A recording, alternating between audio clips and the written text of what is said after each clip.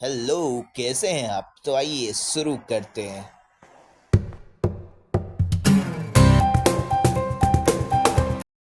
तो आज की इस वीडियो में हमारा फोकस रहने वाला है कॉपीराइट पर।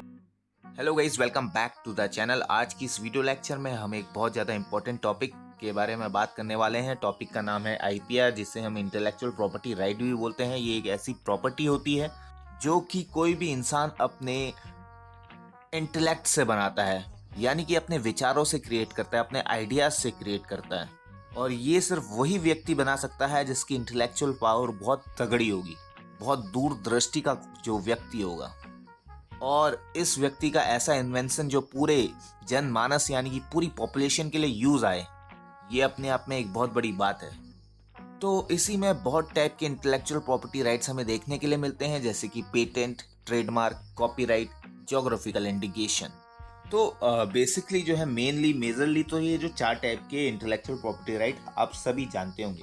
इसके अलावा एक डिज़ाइंस भी होता है। डिज़ाइन को भी जो है प्रोटेक्ट किया जाता है। डिज़ाइन भी लोगों के इंटेलेक्ट द्वारा बनाए जाते हैं। तो ये तो आपने काइंड्स देखे। अब बात करते हैं काइंड ऑफ प्रॉपर्टी की। देखिए, दो काइंड की प्रॉपर्टी होती है, जिसमें हमारी प्रॉपर्टी आ जाती है, यानी कि लैंड, जमीन वगैरह आ जाती है, हाउसेस वगैरह आ जाते हैं, यानी कि एक काइंड की कॉर्पोरियल प्रॉपर्टी। ठीक है। और दूसरी होती है इनकॉर्पोरियल प्रॉपर्टी। इनकॉर्पोरियल इनकॉर्पोरियल के अंदर ये जितनी भी चीजें मैंने आपको दिखाई, patent, trademark, copyright, geographical indication, ठीक है, ये सारे के सारे कवर होते हैं। अब देखिए मतलब क्या है दोनों में, कॉर्पोरियल और इनकॉर्पोरियल में। कॉर्पोरियल एक ऐसी प्रॉपर्टी होती है जिसका फिजिकल अस्तित्व होता है, जिसको हम छू सकते हैं, जिसको हम देख सकते हैं। जैसे हमारी बाइक होती है, हमारे पास लैंड, हम गुड्स वगैरह कह सकते हैं, जैसे बाइक वगैरह, ये सारी की सारी क्या है, प्रॉपर्टी है। बाइक, कार, जमीन, जायदाद। तो ये जो टेंजिबल होती है नेचर में, ठीक है, टेंजिबल मतलब जिसको हम अपनी आंखों से देख सकते हैं, जिनका फिजिकल एग्जिस्टेंस होता है। और इनकॉर्पोरियल प्रॉपर्टी क्या होती है, जिनको हम एब्स्ट्रैक्ट फॉर्म में होती हैं, वो हम फील कर सकते हैं, लेकिन हमें जो है हम छू नहीं सकते उसको। जैसे आप कोई मूवी अगर टेलीविजन में चल रही है, या अपने मोबाइल स्क्रीन में देख रहे हो, या आप ये जो आप यूट्यूब पे आप ये वीडियो देख रहे हो, तो इसको आप छू नहीं सकते, आप इसको सिर्फ देख सकते हो। आप सिर्फ इस वीडियो का, या किसी भी मूवी अगर आप कोई देख रहे हो, कोई नेटफ्लिक्स में कोई वेब सीरीज देख रहे हो, तो उनको जो है आप फिजिकली एसेस नहीं कर सकते, सिर्फ और सिर्फ आप उनको देख सकते हैं। अपार्ट फ्रॉम दिस, अभी तक मैंने आपको बताया कि ये जो इंटेलेक्चुअल प्रॉपर्टी राइट होती है, जिसमें इनकॉर्पोरेट प्रॉपर्टी में ही आती है ये आईपीआर, ठीक है, इंटेलेक्चुअल प्रॉपर्टी आती है। राइट तो एक क्रिएट किया गया है कि जो कोई भी इंटेलेक्चुअल प्रॉपर्टी बनाएगा उसका एक अपना राइट भी होगा, ताकि सिर्फ वो और वही यूज कर सके। तो चलिए अब कुछ काइंड के वर्क्स की बात करते हैं जो कि इनकॉर्पोरेट होती है, जो कि इंटेलेक्चुअल प्रॉपर्टी होती है। जैसे कि किसी ने कोई अपनी नोवेल लिखी है। नोवेल आती है लिटरेरी वर्क्स के अंदर। लिटरेचर लिखी है किसी ने, उसने अपने दिमाग का यूज़ किया है, और उसने किसी करेक्टर को इस बुक में जो है एक मेंशन किया हुआ। उसके अलावा आर्टिस्टिक भी हो सकती है। इसके अलावा कोई साइंटिफिक वर्क हो सकता है। साइंटिफिक वर्क जैसे कि इसमें आ जाता है कि बल्ब का आविष्कार किसने किया था, यानी कि जो बल्ब जो जलता है आज, ठीक है, वो भी एक काइंड की क्या है, इंटेलेक्चुअल प्रॉपर्टी है, यानी कि इन्वेंशंस। ठीक है, इन्वेंशन भी एक काइंड की इंटेलेक्चुअल प्रॉपर्टी है। Scientific work, artistic work, literature work. More over यहाँ पे वर्क की जगह हम साइंटिफिक डिस्कवरीज लिख सकते हैं। ठीक है। अब बात करते हैं कि इस आईपीआर का ऑब्जेक्ट क्या होगा।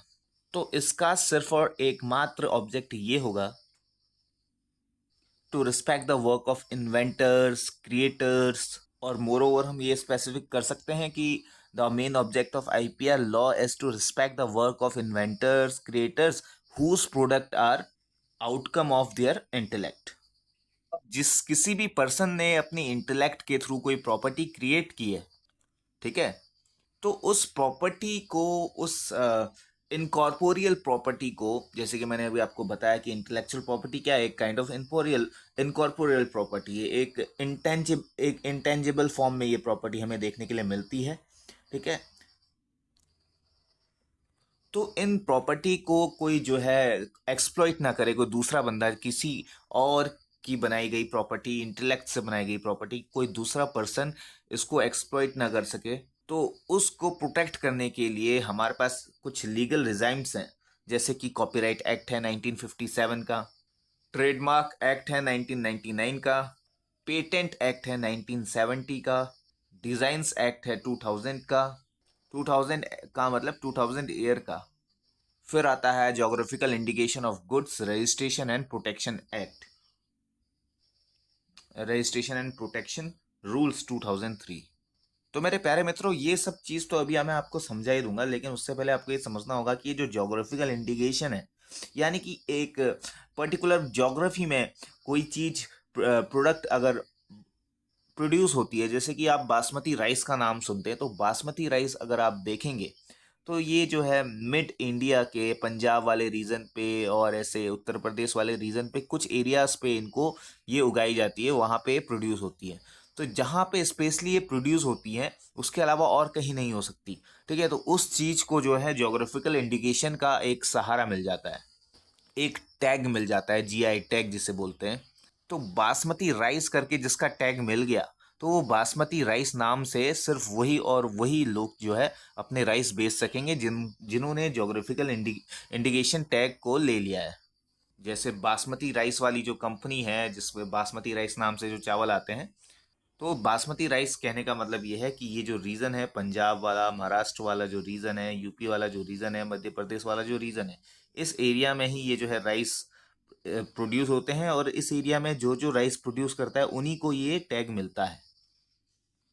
तो मेरे प्यारे मित्रों, अपने आप में आईपीआर यानी कि इंटेलेक्चुअल प्रॉपर्टी राइट एक बहुत वास्ट सब्जेक्ट है, और इसके अंदर जो चीज़ आती हैं वो मैंने आपको बता दी हैं कि इंटेलेक्चुअल प्रॉपर्टी राइट के अंदर पेटेंट होता है, ट्रेडमार्क होता है, कॉपीराइट होती है, जोग्राफिकल इंडिकेशन होता है, डिज़ाइंस होते हैं जिनको प्रोटेक्ट किया जाता है।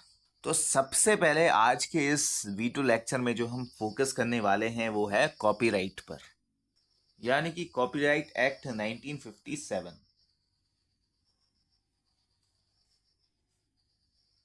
अब आप जरा ध्यान से देखना कि इस कॉपीराइट एक्ट 1957 के अंदर किन किन वर्क्स को प्रोटेक्शन मिला हुआ है। तो मेरे प्यारे मित्रों, कॉपीराइट एक्ट 1957 के अंदर जितने भी यहाँ पर मैं वर्क लिखने जा रहा हूँ आपके सामने, मैंने अभी तक लिखे हैं artistic work, dramatic work, government work, Indian work, literary work, musical work, और जो ऑथर्स होते हैं, author, composer, work of architecture, क्योंकि एक जो आर्किटेक्ट होता है वो भी अपने इंटेलेक्ट का यूज़ करके कोई जो है मकान का नक्शा वगैरह बनाता है, कोई जो है तैयार करता है, कोई डिज़ाइंस तैयार करता है किसी बिल्डिंग का, है ना, अपना जो है मस्तिष्क लगाता है, अपना इनोवेशन लगाता है।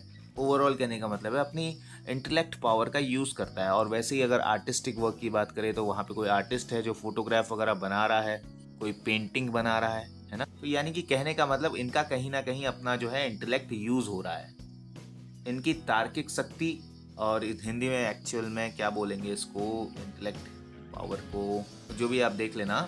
तो कॉपीराइट एक्ट 1957 के सेक्शन 2C में आपको आर्टिस्टिक वर्क देखने के लिए मिलेगा। क्या देखने के लिए मिलेगा? Artistic work. आर्टिस्टिक वर्क के अंदर क्या क्या आ जाता है, अब आपको ये जानना बेहद ज़रूरी है। आर्टिस्टिक वर्क के अंदर आती है कोई भी पेंटिंग, स्कल्पचर, ड्राइंग। ड्राइंग में क्या क्या आएगा? ड्राइंग में आ जाएगा आपका डायग्राम, मैप, ठीक है, ये सब ड्राइंग के अंदर आएंगे। आप मैप ड्रॉ करते हैं, आप कोई डायग्राम बनाते हैं, कोई आपने चार्ट प्रिपेयर कर दिया, कोई आपने प्लान प्रिपेयर कर दिया। फिर आप यहीं पर देखेंगे कोई फोटोग्राफ आपने खींची है, ठीक है, और इनग्रेविंग, कहीं दीवार पर या कहीं भी कोई ऐसी चीज़ आपने इनग्रेव कर दी है, मेंशन कर दी है। इसके अलावा आपको देखने के लिए मिलेगा वर्क ऑफ आर्किटेक्चर। तो इन सब को प्रोटेक्शन मिला हुआ है कॉपीराइट एक्ट के तहत। सेक्शन 2C में आपको यहाँ पर कॉपीराइट एक्ट 1957 के दिख जाएगा ये सारी चीज़ें। इसके अलावा जो क्राफ्टमैन होते हैं, ठीक है, क्राफ्टमैन जैसे कि किसी ने मिट्टी की कोई पॉटरी बना दी, कोई घड़ा बना दिया, कोई ऐसा डिज़ाइन तैयार कर दिया, वो उनको भी प्रोटेक्शन मिलता है। ठीक है, तो आर्टिस्टिक वर्क के अंदर इतनी सारी चीज़ें आपको देखने के लिए मिलेंगी। अब इसका जो है कॉपीराइट एक्ट 1957 का एक आर्टिकल है जिसको हम आर्टिकल 13(1) नाम से जानते हैं। 13(1) में आपको क्या देखने के लिए मिलेगा? आर्टिकल 13(1) में, सॉरी, आर्टिकल 13(1) जो कह रहा हूँ, इसका जो सेक्शन 13(1) है, ठीक है, सेक्शन 13(1) ऑफ कॉपीराइट एक्ट, इसमें आपको प्रोटेक्शन मिलेगी कॉपीराइट की इन सारे वर्क्स के लिए। और ये जो डेफिनेशन है 2C के अंदर आर्टिस्टिक वर्क की, कि आर्टिस्टिक वर्क में क्या क्या वर्क आएंगे, ये अपने आप में एक एग्जॉस्टिव डेफिनेशन। एग्जॉस्टिव मतलब इसके अलावा और कोई भी वर्क जो है इस आर्टिस्टिक वर्क में नहीं आएंगे। तो ऐसे तो मैंने आपको एक चीज़ यहाँ पे आर्टिस्टिक वर्क को उठा के बता दिया कि आर्टिस्टिक वर्क जो है उसके अंदर क्या क्या आएगा और उसको प्रोटेक्शन कहाँ पर मिलेगी। प्रोटेक्शन मिलेगी आर्टिकल ये सेक्शन 13(1) में। उसके बाद अगर बात करें ड्रामेटिक वर्क की, तो इसको जो है 2H के अंदर डिफाइन किया गया है। कॉपीराइट एक्ट 1957 के 2H में जहाँ पे डेफिनेशन क्लॉज है वहाँ पर डिफाइन किया गया है कि ड्रामेटिक वर्क क्या होगा। तो ड्रामेटिक वर्क हो जाएगा एनी पीस ऑफ रिसाइटेशन। इसके अंदर आ जाएंगे ड्रामेटिक वर्क के अंदर, जो कि 2H में डिफाइंड है कि पीस ऑफ रिसाइटेशन। दूसरा हो जाएगा कोरियोग्राफिक वर्क। तीसरा हो जाएगा इंटरटेनमेंट इन डम शो। फिर आ जाएगा इसमें सीनिक अरेंजमेंट और एक्टिंग। वहीं पर इन सारे वर्क को प्रोटेक्शन कहाँ मिलेगी? इनको प्रोटेक्शन मिलेगी सेक्शन 13(1) में। 13(1) में आपको प्रोटेक्शन मिल रही थी आर्टिस्टिक वर्क, ठीक है, इस वर्क पे प्रोटेक्शन मिल रही थी। 13(1) में ड्रामेटिक वर्क में के लिए आपको प्रोटेक्शन मिलेगी, ठीक है। पीस ऑफ रिसाइटेशन मतलब कि कोई ऐसा पीस आपने बना दिया जो आपको हंसा रहा है, जो आपका मनोरंजन कर रहा है। कोरियोग्राफिक वर्क, जितनी भी आप डांस वगैरह देखते हैं, एक्टिविटीज़ वगैरह देखते हैं, उसमें जो भी स्टेप्स वगैरह होते हैं उसे बोलते हैं कोरियोग्राफ करना। इंटरटेनमेंट इन डम शो मतलब जो कि आप डम शो देखते हैं, जैसे कि मिस्टर बीन आता है, एक पुराना वाला जो आता है, जो जिसमें आवाज़ वगैरह नहीं होती है, वो खाली डिप्लिक्ट करता है और उसी के थ्रू जो है आपको हंसाने की कोशिश करता है, एंटरटेन करता है। Charlie Chaplin is also one of the show जो कि आपको एंटरटेन करता है, दैट ऑल्सो कम्स अंडर डम शो। सीनिक अरेंजमेंट यानी कि किसी मूवीज़ में अगर कोई क्रिएट कर रहे हैं तो उसमें कौन सा सीन कहाँ पर आएगा, या कोई प्ले अगर हम कर रहे हैं तो उसमें कौन सा सीन कहाँ पर आएगा, एक्टिंग कैसे करेंगे, एक्टिंग क्या होगी, तो उन सब चीज़ों को भी जो है कॉपीराइट प्रोटेक्शन मिलता है। जैसे कि आप एक स्टेज प्ले, आप नुक्कड़ नाटक वगैरह देखते हैं या कोई भी जो स्टेज में प्ले होते हैं, वो उसका एक बेस्ट एग्जाम्पल है। इसका एक एग्जाम्पल मैं आपको बताता हूँ, एक केस बताता हूँ। इंडियन एक्सप्रेस एक अखबार था, अखबार है, अभी भी चलता है।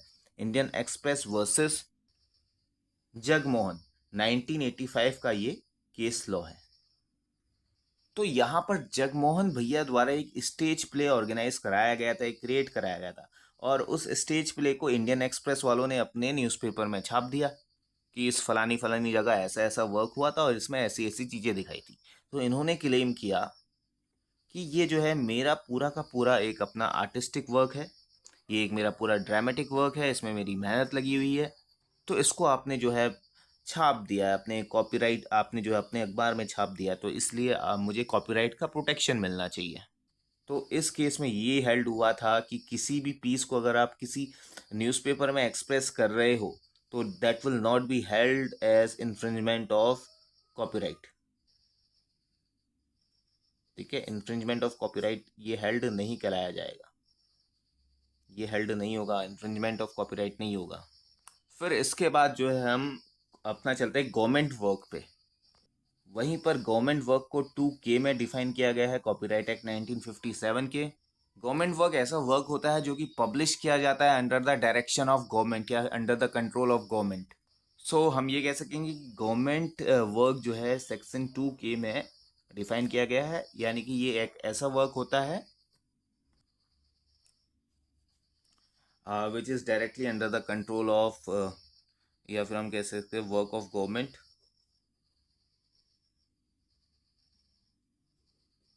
उसके अलावा वर्क ऑफ किसी भी डिपार्टमेंट, यानी कि work of any government department. उसके बाद हम कह सकते हैं कि वर्क ऑफ लेजिस्लेचर, यानी कि विधायिका का कोई वर्क। उसके बाद हम कह सकते हैं कि वर्क ऑफ जुडिशरी, यानी कि न्यायपालिका कोई वर्क, न्यायपालिका का कोई वर्क, वर्क ऑफ जुडिशरी। ठीक है, ये जो 4 काइंड के वर्क्स हैं ये हो जाएंगे गवर्नमेंटल वर्क, जो कि 2K में डिफाइंड है। फिर हम बात करते हैं अपने इंडियन वर्क की। इंडियन वर्क का मतलब ऐसा वर्क है, मैं यहीं पे इसे बता देता हूँ। इंडियन वर्क का मतलब ऐसा वर्क है जो कि 2L में डिफाइंड है। कॉपीराइट एक्ट 1957 के 2L में डिफाइंड है। इसको यहाँ पे नीचे मैं एलोबरेट कर देता हूँ। इंडियन वर्क एक ऐसा work which has been defined in 2L of copyright act 1957। ठीक है, ये सारे के सारे कॉपीराइट एक्ट 1957 के टॉपिक में आपको बता रहा हूँ। इंडियन वर्क में ऐसा वर्क आ जाएगा कि जिसका author, the author of which is a citizen of India. किसी ने कोई बुक पब्लिश की, कोई जो है बुक लिखी किसी ने, और उसका जो ऑथर है वो कौन है? सिटीजन ऑफ इंडिया, यानी कि भारत का नागरिक है। फिर आप देखोगे कि which is first publish in India, वो भी क्या है? इंडियन वर्क है, यानी कि जो भारत में पहले पब्लिश हुई है। किसी ऑथर ने कोई बुक लिखी है और उसे इंडिया में पब्लिश किया है सबसे पहले, तो वो भी कहलाई जाएगी इंडियन वर्क। ठीक है, उसके बाद जो है हम बात करते हैं अपने अगले वर्क की तरफ। अगले वर्क में जैसे क्या आ गया हमारा? अगले वर्क में हमारा आ गया लिटरेरी वर्क, फिर म्यूजिक वर्क।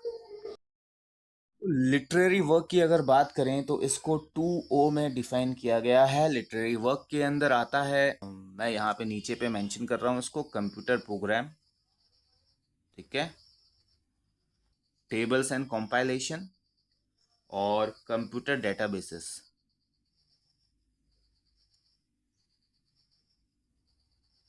ठीक है, लिटरेरी वर्क से हम जनरली क्या समझते हैं कि कोई नोवेल होगी, कोई पोएट्री होगी, है ना? तो ये तो होती होती है, साथ में ये 3 चीज़ें भी जो हैं इसमें जो स्पेशली डिफाइंड है सेक्शन 2O पे कॉपीराइट एक्ट 1957 के, ये सब आ जाएंगे लिटरेरी वर्क के अंदर। ठीक है, यहाँ पे मैंने लिखा नहीं है शायद, लिटरेरी वर्क। फिर हम चलते हैं अपना इस म्यूजिकल वर्क पे। तो इस म्यूजिकल वर्क को 2P में डिफाइन किया गया है कॉपीराइट एक्ट 1957 के। तो यहाँ पर मैं इसे मेंशन कर देता हूँ, आप लोग अच्छे से देख लीजिएगा कि म्यूजिकल वर्क में वो वर्क आएगा जो कि कंसिस्ट करेगा म्यूजिक का, यानी कि वर्क कंसिस्टिंग ऑफ म्यूजिक और उस म्यूजिक का ग्राफिकल रिप्रेजेंटेशन। ठीक है, ग्राफिकल रिप्रेजेंटेशन ये आ जाएगा आपका म्यूजिकल वर्क के अंदर। ग्राफिकल रिप्रेजेंटेशन कहें या फिर नोटेशन कहें।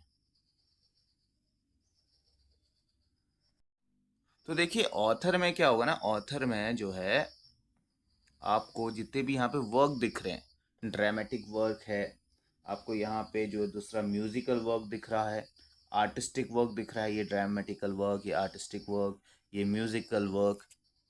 ऑथर का मतलब ये नहीं होता है कि किसी ने जो है बुक कंपाइल की तो वही ऑथर होगा।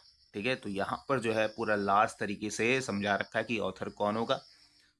किसी ने कोई म्यूजिक कंपाइल किया है वो भी ऑथर होगा, और वहाँ पे ऑथर का नाम जो है जाहिर सी बात है चेंज हो जाएगा, लेकिन होगा वो ऑथर ही। ऑथर को 2D में डिफाइन किया गया है कॉपीराइट एक्ट 1957 के। अब यहाँ से ध्यान से समझिएगा, इस ऑथर को मैं अच्छे से एक्सप्लेन कर देता हूँ। तो इस तरफ मैं एक लाइन ड्रॉ कर रहा हूँ, इस तरफ मैं कैटेगरीज लिखूंगा और इस तरफ जो है ऑथर। इसको आप समझिएगा, यहाँ पर मैंने कैटेगरी लिख दी। ठीक है, कि वर्क की कौन कौन से वर्क यहाँ पर होंगे, जैसे लिटरेरी वर्क, ठीक है, ड्रामेटिक वर्क, यानी जो भी मैंने यहाँ पे अभी आपको वर्क दिखाए थे ये सारे वर्क ही तो हैं। और यहाँ पे इन वर्क के ऑथर कौन होंगे? ठीक है, तो इसको समझते हैं ज़रा गहराई से। तो अब जैसे किसी ने कोई लिटरेरी वर्क किया है, लिटरेरी वर्क के अंदर क्या क्या आया था? 2O में जो मैंने आपको बताया था, यानी कि कंप्यूटर प्रोग्राम, डेटाबेसेस, उसके अलावा नोवेल, पोइट्री, किसी ने कोई ड्रामा क्रिएट किया है तो उस सेंस में भी उसको ऑथर ही कहा जाएगा। ठीक है, इसके अलावा किसी ने कोई म्यूजिकल वर्क प्रोड्यूस किया, यहाँ पे जो दूसरी कैटेगरी मैं आपको बता रहा हूँ, म्यूजिकल वर्क, अब म्यूजिकल वर्क क्या होता है कि कोई जो है म्यूजिशियन कंपोज करता है म्यूजिक, ठीक है। म्यूजिक और सॉन्ग में डिफरेंस होता है। सॉन्ग गाया जाता है, म्यूजिक कंपोज किया जाता है। तो म्यूजिकल वर्क में इसी ऑथर को हम क्या बोल देंगे, कंपोजर। साथ में यहाँ पे आपको इनके सेक्शंस भी बता रहा हूँ, जहाँ पर ये लिटरेरी वर्क डिफाइंड है, जहाँ पे ड्रामेटिकल वर्क डिफाइंड है, जहाँ पे म्यूजिकल वर्क डिफाइंड है। ऑलरेडी मैं आपको बता दिया है, लेकिन फिर भी आपका रिवाइज हो जाएगा। लिटरेरी वर्क 2O में, ठीक है। ड्रामेटिकल वर्क जो है 2H पे डिफाइंड है। वहीं पे म्यूजिकल वर्क जो है 2P पर डिफाइंड है। वहीं पे अगर कोई आर्टिस्टिक वर्क बनाता है, कोई आर्टिस्टिक वर्क करता है, जैसे किसी ने कोई पेंटिंग बनाई, कोई ड्राइंग बनाई, ड्राइंग के अंदर मैप, चार्ट वगैरह सब इंक्लूड हो जाते हैं। किसी ने कोई मिट्टी का कोई घड़ा बनाया, क्राफ्टमैन किया, क्राफ्टमैनशिप, तो इस कैटेगरी में उनको, ऐसे ऑथर को क्या बोलेंगे, आर्टिस्ट, ठीक है। आर्टिस्टिक वर्क में क्या क्या आता है यहाँ पर डिफाइंड है 2C में, आप एक बार देख लीजिएगा। अब किसी ने कोई फोटोग्राफ वगैरह ली है, कोई फोटोग्राफर है जिसने कोई फोटो, किसी की फोटो ली है, ठीक है, ये भी क्या है, एक वर्क हो गया। तो यहाँ पर जैसे बहुत सारे हम देखते हैं कि हम कैमरा लेके किसी नेचर, किसी माउंटेन, किसी वाटरफॉल, किसी झरने की फोटोज लेते हैं, क्लिक करते हैं, और फिर उसमें जो है हम कॉपीराइट डाल देते हैं। तो यहाँ पर इस फोटोग्राफ का ऑथर कौन हो जाएगा, the person who take the photographs. उसे क्या कहेंगे, उसे कहेंगे फोटोग्राफर, ठीक है। यहाँ पे हमने फोटो को एक ग्राफिक के द्वारा रिप्रेजेंट कर दिया, जिसको हमने बोला फोटो। किसी पिक्चर को हमने एक ग्राफिक्स के द्वारा रिप्रेजेंट कर दिया, हमने उसको बोला फोटो। बात करें फिर कोई सिनेमेटोग्राफ की, यानी कि किसी कोई दृश्य को हमने सिनेमा के थ्रू रिप्रेजेंट कर दिया ग्राफिकली, एक हमने मूवी बना दी जिसे हम सिनेमा नाम से जानते हैं। तो यहाँ पर ऑथर कौन होगा, प्रोड्यूसर। आपने सुने होंगे वर्ड, डायरेक्टर, प्रोड्यूसर। तो यहाँ पर कौन होगा, प्रोड्यूसर। और प्रोड्यूसर को हम समझते हैं जो बंदा पैसे लगाता है उस चीज को अस्तित्व में लाने के लिए। तो यहाँ पर सारा श्रेय किसका जाएगा, प्रोड्यूसर का जाएगा, डायरेक्टर का नहीं जाएगा।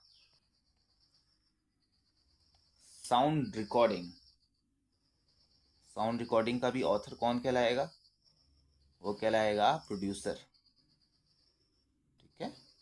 साउंड रिकॉर्ड प्रोड्यूस की। तो साथ साथ पे जो यहाँ पे इसके आप सेक्शन भी लिख लीजिए, आर्टिस्टिक वर्क 2C में डिफाइंड है, साउंड रिकॉर्डिंग 2XX में डिफाइंड है, सिनेमेटोग्राफ फिल्म जो है 2F में डिफाइंड है। तो ये थी एक ऑथर की परिभाषा की, ऑथर कौन कहलाएगा, किस वर्क के लिए ऑथर कौन होगा, ठीक है। उसको ऑथर, ऑथर मतलब जो भी उसको कंपाइल कर रहा है, जो भी उसको लिख रहा है, नोवेल को लिख रहा है, म्यूजिक जो है कंपोज कर रहा है, कोई फोटोग्राफ ले रहा है, कोई सिनेमेटोग्राफिक जो है प्रोड्यूस कर रहा है, कोई साउंड रिकॉर्डिंग प्रोड्यूस कर रहा है। तो उसमें जो है नाम डिफरेंट डिफरेंट हो जाते हैं, और वो नाम आपके सामने यहाँ पर लिखे हैं। तो चलिए अब थोड़ा सा हमने एक चीज़ देख ली कि क्या क्या कॉपीराइट के अंदर क्या क्या चीज़ें आती हैं, क्या क्या वर्क्स आते हैं। अब कॉपीराइट को हम डिफाइन करते हैं। तो आपके एग्जाम में एक क्वेश्चन आता है, what do you mean by copyright. Copyright से आप क्या समझते हैं, कैन इट बी असाइंड, क्या इसे असाइन किया जा सकता है। असाइन करना मतलब इसको दूसरों को दिया जा सकता है। ये जो अधिकार है, ये जो राइट है आपका कॉपी करने का, क्या इसे दूसरों को आप दे सकते हैं। आपने, किसी पर्सन ने कॉपीराइट ले लिया, तो क्या उस कॉपीराइट को आप दूसरों को बेच भी सकते हैं। तो समझते हैं, ठीक है। सबसे पहले आपको बताना होगा कि copyright is a creation of statute. Statute क्या होता है, स्टैट्यूट क्या होता है, एक लॉ होता है, एक कानून होता है जो कि पार्लियामेंट बनाती है, यानी कि जो लॉ मेकिंग बॉडी बनाती है वो होता है स्टैट्यूट। तो हम ये कह सकते हैं कि कॉपीराइट एक कानून है। फिर दूसरा आप यहाँ पे मेंशन कर सकते हैं कि it is a form of intellectual property. It is a negative right.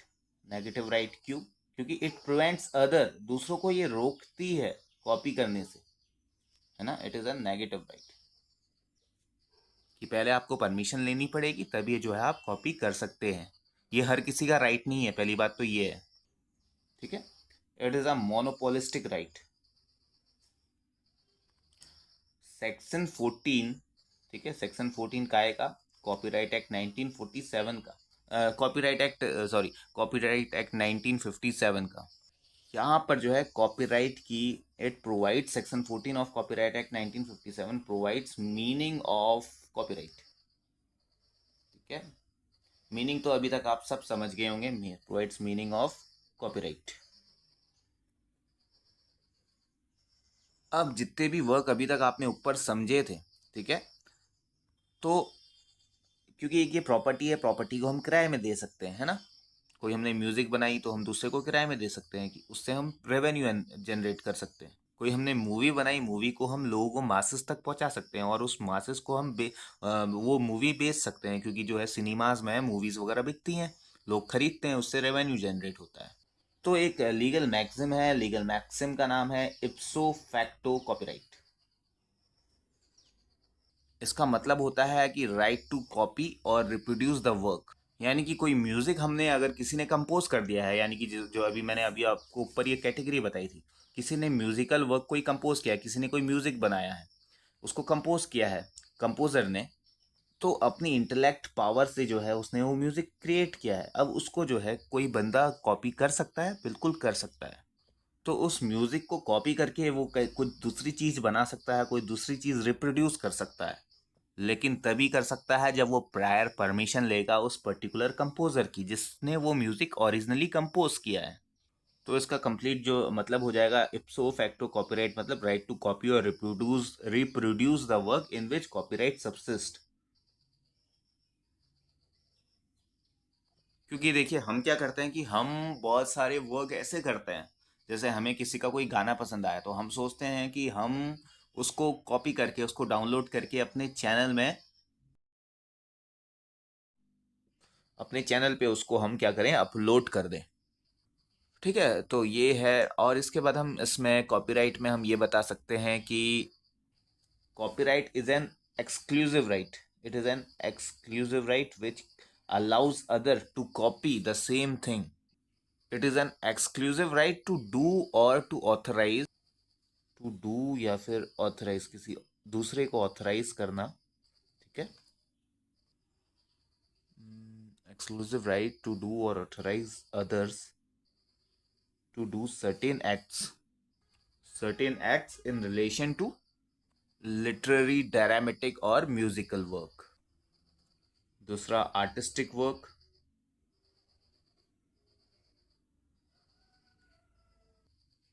Computer programs, या फिर हम कहें सॉफ्टवेयर प्रोग्राम्स, या फिर हम कहें साउंड रिकॉर्डिंग।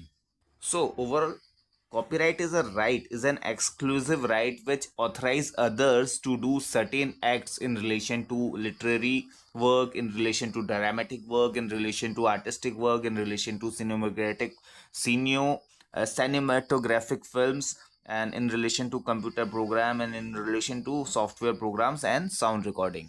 यानी ओवरऑल कहने का मतलब ये है कि जो कॉपीराइट एक ऐसा राइट है जो किसी भी क्रिएटर द्वारा क्रिएट किए गए कोई भी वर्क, या हम ये कह सकते हैं कोई भी ऑथर द्वारा किए गए कोई भी वर्क को जो है हम रिप्रोड्यूस करते हैं। यानी कि इनके आगे जब हम RE लगा देते हैं, इसको रिप्रोड्यूस करते हैं, reproduce of literary work, reproduce of dramatic work और reproduce of musical work, reproduce of artistic work, reproduce of cinematograph films, reproduce of computer program and software programs, reproduce of sound recording. अब जिसने ये copyright ले लिया होता है, जैसे जिसने कॉपीराइट लिया है लिटरेरी, ड्रामेटिक और म्यूजिकल वर्क का, सपोज किसी ने कोई किसी कंपोजर द्वारा कोई जो म्यूजिक कंपोज किया है उसका कॉपीराइट ले लिया है, तो अब उस पर्सन के पास कुछ सर्टेन राइट्स आ जाएंगे।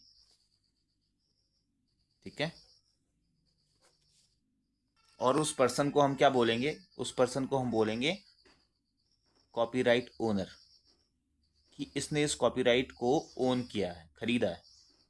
ठीक है, उसके पास क्या क्या राइट्स आ जाएंगे, उसके पास जो है डिफरेंट, ये जितने भी यहाँ पर मैंने आपको दिखाए थे वर्क्स दिखाए थे, कि लिटरेरी वर्क्स होगा, आर्टिस्टिक वर्क होगा, सिनेमेटिक ग्राफिक वर्क होगा, कंप्यूटर प्रोग्राम वर्क होगा, कोई साउंड रिकॉर्डिंग का वर्क होगा।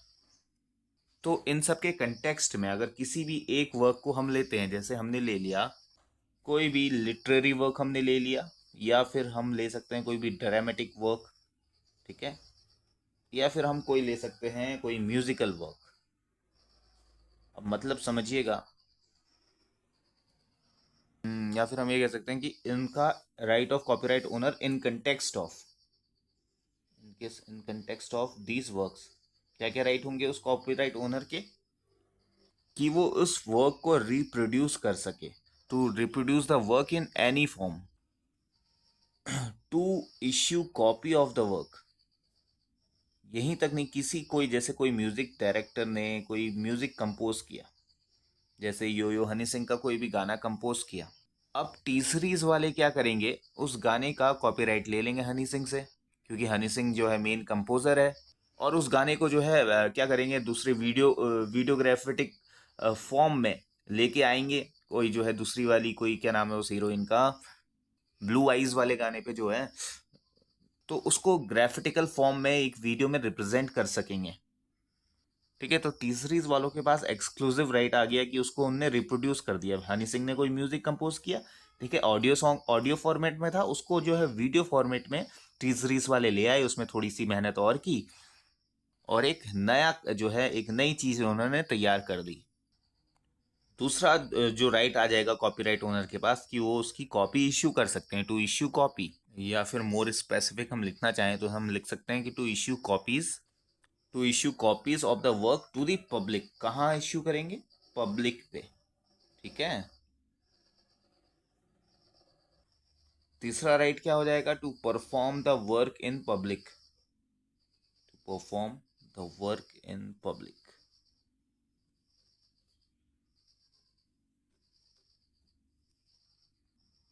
और we can say to communicate that work to public, और to communicate that work to public.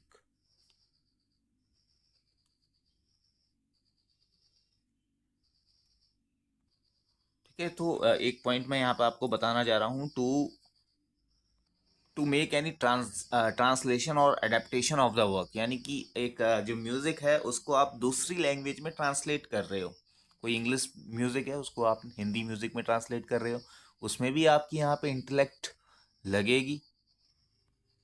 तो अब जो है आप एक बेसिक चीज ये समझ गए होंगे कि जो भी कॉपीराइट ओनर होगा उसके पास इतने काइंड के राइट्स होंगे, कि जो भी वर्क का कॉपीराइट उसने लिया है, उसने किसी म्यूजिक का कॉपीराइट लिया है, उसने किसी मूवी का कॉपीराइट लिया है, तो उसको वो रिप्रोड्यूस कर सकेगा, उसको उसकी कॉपीज इश्यू कर सकेगा पब्लिक में, उसको परफॉर्म भी कर सकेगा पब्लिक में, उसको कम्युनिकेट कर सकेगा पब्लिक में। वहीं पर अगर कोई मूवीज की अगर उसने कोई कॉपीराइट लिया हुआ है, तो उस मूवी की वो कॉपी कर सकेगा, ठीक है। हम्म, उसके बाद टू सेल, सेल का भी राइट होगा उसके पास, यानी कि बेच सकेगा वो उसको, वो किसी और को कॉपीराइट के लिए दे दे। अब इसका एक मैं बहुत बढ़िया एग्जांपल आपको बता रहा हूँ। आजकल जितने भी जो एड टेक प्लेटफॉर्म्स हैं, ठीक है, वो क्या करते हैं, अपनी अपनी जो है किसी टीचर को लेके आते हैं, उसको हायर करते हैं। टीचर को हायर करने के बाद वो क्या करते हैं, एक सर्टेन सर्टेन डेट तक, जैसे 3 साल, 2 साल, 3 इयर्स, 2 इयर्स, ठीक है, 3 या 2 या 1 साल का एक टाइम पीरियड रखते हैं, और उसका पैकेज बना के बच्चों को देते हैं, 500, 500, 1000, 1000, 2000 रुपये, 15, 15 हजार, 20, 20 हजार रुपये में, कि इतने सर्टेन पीरियड के लिए आप इसको यूज़ कर सकोगे। इसका जो वैलिडिटी होगी 3 साल तक होगी, 2 साल तक होगी, या 1 साल तक होगी। जितनी भी एडटेक कंपनीज हैं, अनअकैडमी है, फिजिक्स वाला है, ठीक है, और जितनी भी एडटेक कंपनीज आपको दिखती हैं जिनके कोर्सेज आप परचेज करते हो, तो उनका भी एक डेफिनाइट पीरियड होता है, ठीक है। आपने कोई परचेज किया यूपीएससी के लिए, कोई आपने कोर्स परचेज किया, तो 1 साल के लिए उसकी वैलिडिटी होती है। 1 साल के बाद आप 1 साल तक आप उसको यूज़ कर सकते हो। 1 साल तक यूज़ करने के बाद जो है आप उसको उसको वीडियोस वॉच कर सकते हो, उससे पढ़ सकते हो। फिर 1 साल के बाद एक ऐसा टाइम आएगा जब वो ख़त्म हो जाएगा, फिर आप उसको एसेस नहीं कर पाओगे। आप एसेस तभी कर पाओगे जब आप दोबारा से पेमेंट दोगे। और यही सारी जो इंटेलेक्ट वाली चीज़ें होती हैं, जो आप अपने दिमाग से बताते हैं, सोचते हैं, समझाते हैं, तो ये सारी जो है कॉपीराइट के कैटेगरी में आ जाती हैं। बहुत सारे इस कॉपीराइट को एब्जॉर्व कर लेते हैं, इसको इम्प्लीमेंट करवा लेते हैं और बहुत सारे रह जाते हैं बेचारे। और तब जाके जिन्होंने कॉपीराइट को प्रोटेक्शन नहीं लिया होता है फिर उनका एक्सप्लॉयटेशन हो जाता है। तो मेरे प्यारे मित्रों, क्योंकि वीडियो की लेंथ काफ़ी लंबी हो रही है और आई थिंक कि आज की इस वीडियो लेक्चर में जो कॉपीराइट का मेन पर्पस था मेरा आपको समझाना, आप लोग के अच्छे से समझ में आ गया होगा। सबसे पहले हमने इंटेलेक्चुअल प्रॉपर्टी से शुरू किया था। इंटेलेक्चुअल प्रॉपर्टी में क्या क्या प्रॉपर्टीज़ आती हैं, ठीक है। हमने देखा था कि इतनी काइंड की प्रॉपर्टी आती है: patent, trademark, copyright, geographical indication, design. फिर हमने जो है आपको बताया कि कॉपीराइट एग्जैक्टली होता क्या है, कितने काइंड के कॉपीराइट होते हैं, यानी कि वो सारे काम जो कि कॉपीराइट एक्ट 1957 के अंदर आते हैं, ठीक है। जैसे artistic work, dramatic work, government work, Indian work, literary work, musical work, author, ठीक है। फिर मैंने आपको ये भी बताया था कि आर्टिस्टिक वर्क में क्या क्या आएगा, आर्टिस्टिक वर्क कहाँ पर डिफाइंड है, ठीक है। उसके बाद फिर मैंने आपको ये भी बताया था कि गवर्नमेंट वर्क क्या होगा। गवर्नमेंट वर्क क्या होगा? Any work of government, work of government department, work of legislature, work of judiciary. मैंने आपको इस वीडियो में ये भी बताया था कि इंडियन वर्क क्या होता है। इंडियन वर्क 2L में डिफाइन है कॉपीराइट एक्ट 1957 के। फिर मैंने आपको बताया था कि कॉपीराइट का मतलब क्या होता है, ठीक है। कॉपीराइट एक्चुअल होता क्या है? It is a form of intellectual property. It is a negative right, is a monopolistic right. Monopolistic यानी कि सिर्फ एक पर्सन का एक राइट होता है ये, जो कोई भी इसकी क्रिएटिविटी करता है। तो गाइज मिलते हैं किसी नेक्स्ट इंफॉर्मेटिव वीडियो पे। आज का ये टॉपिक यहीं पर एंड करते हैं। Thank you so much for watching. And अगर आप चैनल पे नए हैं तो सब्सक्राइब कर दीजिएगा। और आपको अगर ये कंटेंट पसंद आता है, समझ में आया है थोड़ा बहुत भी, तो आप जो है लाइक कर दीजिएगा और अपने दोस्तों के संग इसे शेयर करना ना भूलिएगा। Thank you so much for watching.